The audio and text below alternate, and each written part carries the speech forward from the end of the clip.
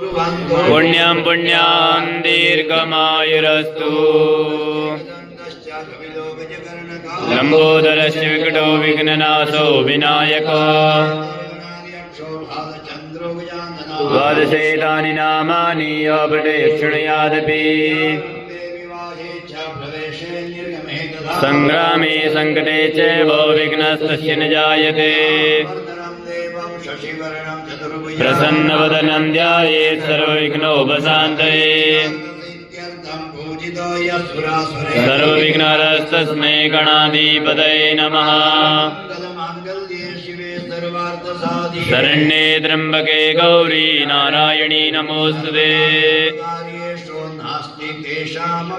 येषामृतेस्तो भगवान् मङ्गलाय तनो हरिः।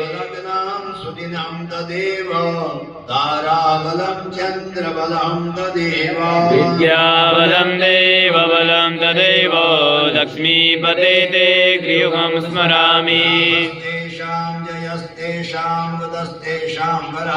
येषामिन्द्यवरस्यामोर्दयस्तु जनार्दनः। तत्र श्रीविजयोर्भूतिर्दुर्वाणी तिर्मतिर्मम।